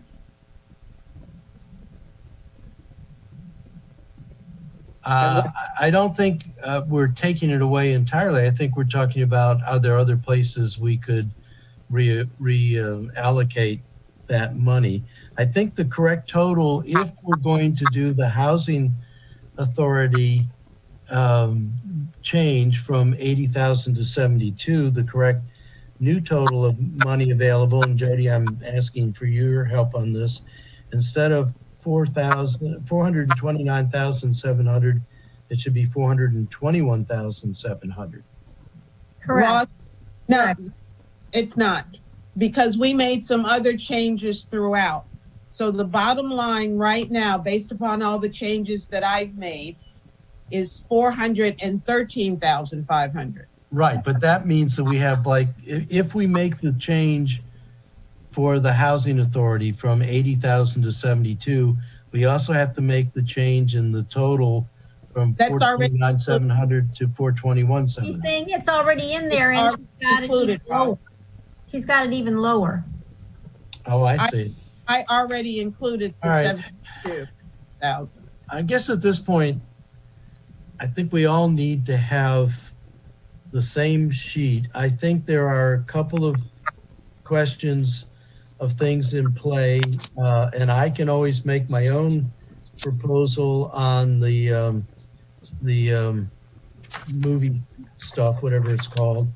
But I think another one that we need to think about, or I'd like to think about, is the winter relief. To the extent that we have extra dollars that can go up to the total appropriated amount, whatever that is anymore, I'd like to see more money in there than just a $500 bump. But I'm open to, obviously, input from the committee and anybody else on that. I just think that's one where we have people, our city people, that are digging into their own pockets because they're seeing people in desperate ways. And I'd rather not see them have to do that. Alderman Arnett, just so you know, Director Simmons did ask for 7,500 specifically for the winter relief program, and that is just the super duper emergency when the temperatures fall below a certain level to fund the emergency shelter at the Stanton Center. Well, would you be, Lynn, could you go back to him and make sure, because when I talked to him about this, and on more than one occasion, he let me know that they were actually doing more, and some of that was coming out of the pockets of staff, which I appreciate. I think that's a very humanitarian gesture, but I think the city should really be doing that rather than depending upon our staff. So if it's really all he needs is 7,500, don't beg him to ask for more, but I think he does need more. Brad, you have your hand up. I'm adding it to my list of things to do. Fred, you're on mute. Fred, you're Ross, on mute. Fred, you're on mute. Ross, I spoke to Kevin Simmons this morning before I changed the amount from 7,500 to 8,000. And that's enough? And that is sufficient. Okay, all right, I'm cool. Fred? We mentioned the arts and entertainment, the AIPPC before, and they have submitted a report. They did it on February 20th, and Genevieve Torrey, who's the chairperson, sent. You may want to check your email or your. I think it's an email. She must have been watching us and sent us a copy of what she submitted back in February. So they have submitted. Yes, she was. You're talking about arts and public places. Yes. Yeah. So where's the? I just sent an updated version to everyone. Okay. Actually, I didn't send it to everyone. Alderman Gay and Alderwoman Tierney, yours is coming now. That's fine. But everybody, What I would suggest is that we, I think we've done most of the heavy lifting. I think we need to get the new sheet, everybody see it, and then we make sure that finance has it, and then we save some time in our next meeting or one of the meetings next week to just finalize the committee recommendation on this.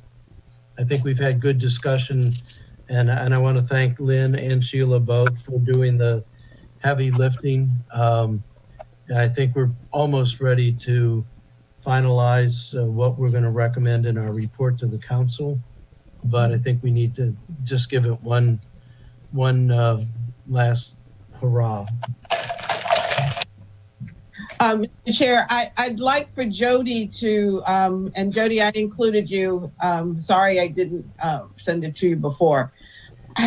Still not clear how we deal with the Housing Authority inspection. So I know you explained that it's not money that we can reallocate. Correct. Right. So should that be not included in the grand total? Correct. So if you're going to cut that back by $8,000, the grand total should be $8,000 less. And it is, but then it appears as if we have the difference between 413.5 and 29.7 to reallocate. And So it was 429.7 when we had $80,000 in there. So if you reduce that to 72, the new bottom line should be no bigger than 421,700. So you have 413. So if there is a delta between the 421.7 and the 413 that could be reallocated. But what I want to make sure is we have an Excel schedule, make sure all the totals are adding up. I have to add it on Excel when I do it because I don't have a 10-key calculator anymore. So I couldn't sit here and add it to make sure that I could see where all the totals were coming from. So that's what I want to be sure, that we don't go over 421,700 in total. Okay. Can we put that calculator in the budget? I use Excel mostly. Here, so you can use mine. Yes, and I get my phone out when I have to do something by hand. So for finance, CVS. Sorry. For the finance committee, if we're going to make changes, we can't go beyond 421 from 421.7. 421.7. No, 421.7. Okay. Yeah. So it sounds like we might have around $8,000 or $8,700 that we could reallocate if we wished. Duan, you have a... Yeah, just two quick questions. So is there a way that in the next budget, you can completely remove that community grant? Why is it even on the community grant if it's public planning? It's not the same kind of thing, but it does reflect something that we are doing on behalf of a community organization. And so I think it was a last minute ad last year and we put it there we could put it elsewhere. We could put it in my finance non-allocated budget as well. It's a political finesse, and it's also something, given that there's an ongoing court case, we probably shouldn't be talking about any more than we are right now. But it is an accounting mechanism to reflect that we're doing the inspections, but we're helping the housing authority by defraying that cost for them through a community grant. So we want to do the inspections, we have to do the inspections, but we recognize they cost money, so we're trying to help out. Alderman Gray, I'm with you. Shouldn't be there. It should be maybe in another place in the budget, but not there. I think it should come out of Fred's salary. Yeah, all 50-something thousand of it. Yeah, right. All right. So I think we need to get a recast of things. I think there might be some additional monies we could think about. And so, Duan, that would be, you had that $2,000 for the group you were interested in, and there's that PALS group. There may be, but we don't have to spend it all. If we feel like we've allocated the right amount and there's 8,000 less or thereabouts, we can not spend that. We can recommend that we have less for community grants. I have the info on the PAL group, by the way. Okay. It's a football organization that serves the Annapolis area. Okay. If you could send that to us, it would be helpful. And then we can just put this on I think we've got a very full agenda for Friday. So, Takia, maybe we can revisit this on Monday. And how many days are we doing next week? Because we're starting to run out of time. We have Friday, and then we only have 3 days next week. And we've got a report to draft and review and approve. So we may have to add, we may want to, for the sake of caution, add another day to next week, just to be sure we have enough time. I was going to take a stab tomorrow at my concept of an initial draft. So I can get that to you all over the weekend probably. And then you can beat it up and we can neat it up after that. But I think we need to start thinking about getting stuff on paper for the report. So, Mr. Chair, do you want to add Tuesday to next week's agenda? We have Monday, Wednesday, and Friday. Takia, we have enough time to be able to do that with proper notice, right? Yeah, I think that would be a good idea.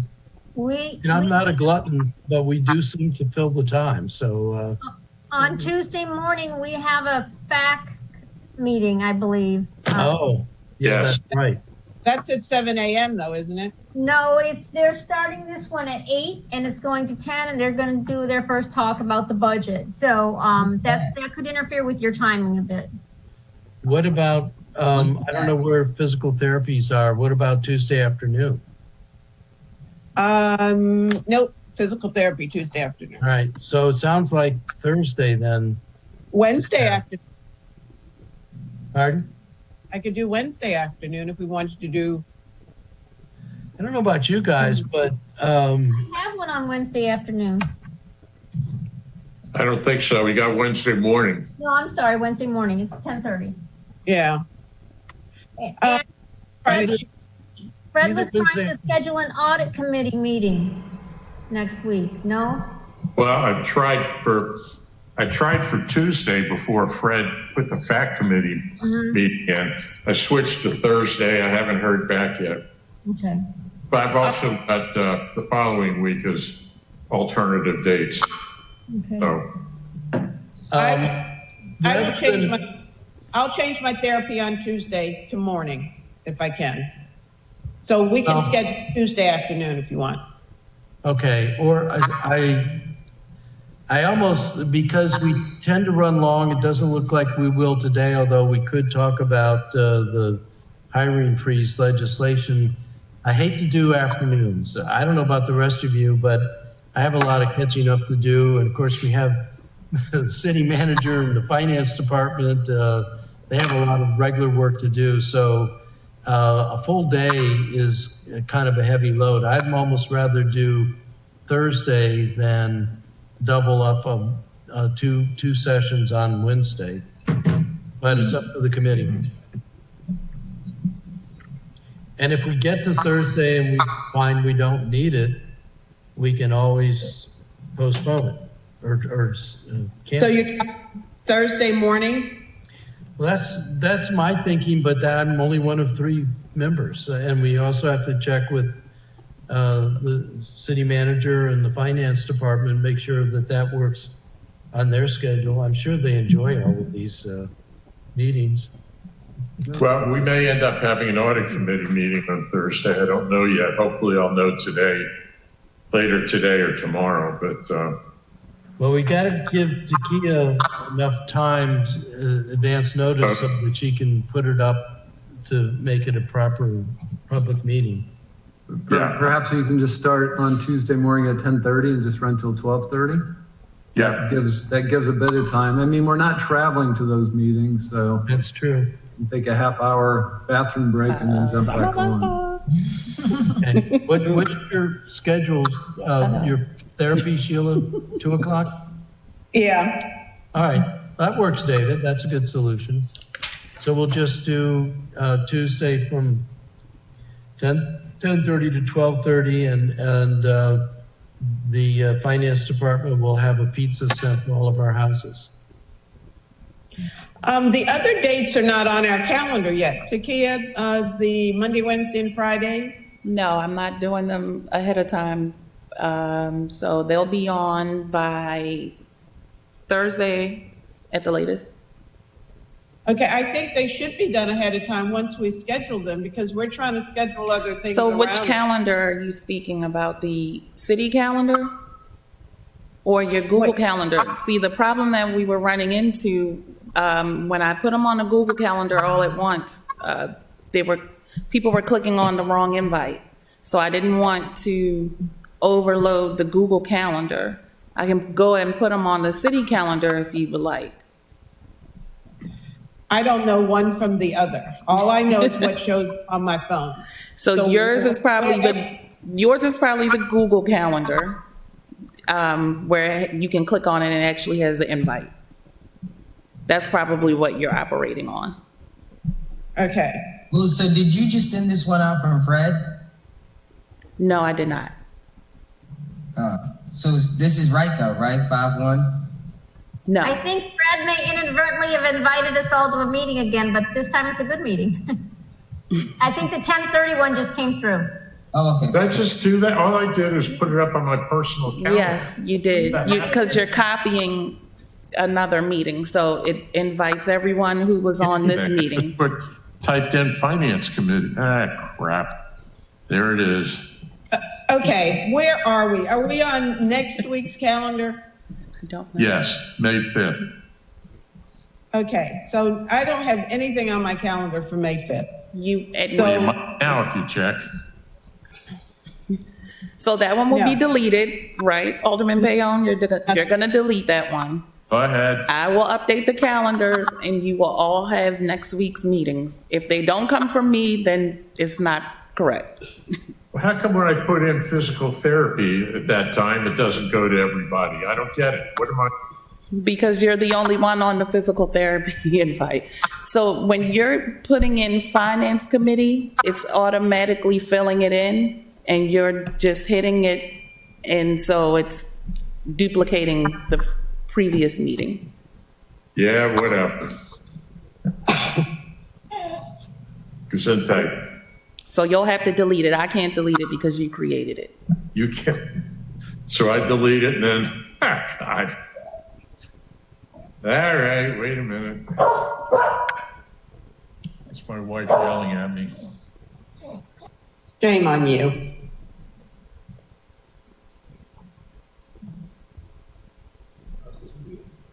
You're muted, Ross.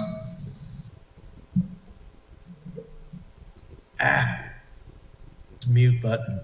So do we have the calendar sorted out? We already had it. The paper calendar is correct. The only thing we're adding is Tuesday. Right. And that will be on your calendars by Thursday. Everything will be on your calendars by Thursday. Okay. Our time has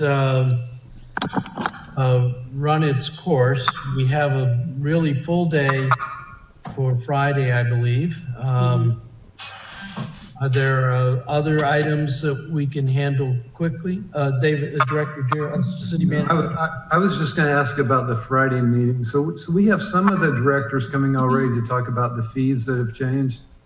But I think that we had also talked about reviewing all of the departmental budgets and the proposed cuts for each and getting their input on those, or at least discussing those. Do you want all of the department heads on the Zoom call on Friday to discuss that? Actually, I think that's a very good question. First of all, I think for me, the cuts are the cuts that they've given that the administration has asked for. Unless the committee wants to second guess the cuts, I think, and I don't really call them cuts, I call them reductions in increased appropriation. Unless there's some desire to go through those point by point, I'm perfectly willing to accept those as the appropriated budget, for each of the departments. Right. I believe that during their presentations, most of the departments went over what they had given up in their cuts. And I don't know if there's any that were of particular concern that we wanted to go back and revisit and maybe just limit it to any of those. Well, I wanted to leave that open to the committee. If there were some, I think the committee members could talk about it, but otherwise, in our report, I had just assumed that we would move forward with the recommendation by department and office that we would be supporting the mayor's proposed budget for those changes. So it would only be for those components where there's an issue from a finance committee member about the level of appropriation with the reductions, primarily in supplies and training, unfortunately.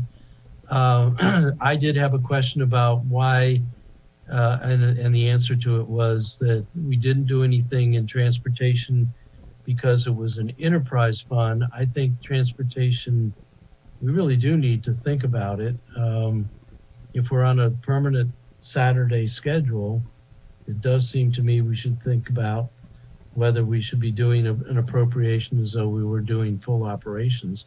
But that doesn't, we could obviously ask Director Gordon back when we want to talk about that, but I hadn't even brought it up as a topic to the other members of the Finance Committee yet. So I think Friday's meeting, and I'll get you in a second, Takia, okay, would be more of my sense was that we would take a vote of the Finance Committee. Does the Finance Committee recommend supporting the appropriation for police, for fire, for public works, for planning and zoning, and so forth? We didn't take a formal vote on the appropriation amount. So that's all I had in mind there. If we get some questions about the line item detail that we want to get it reopened, I think that would be for a committee meeting the following week.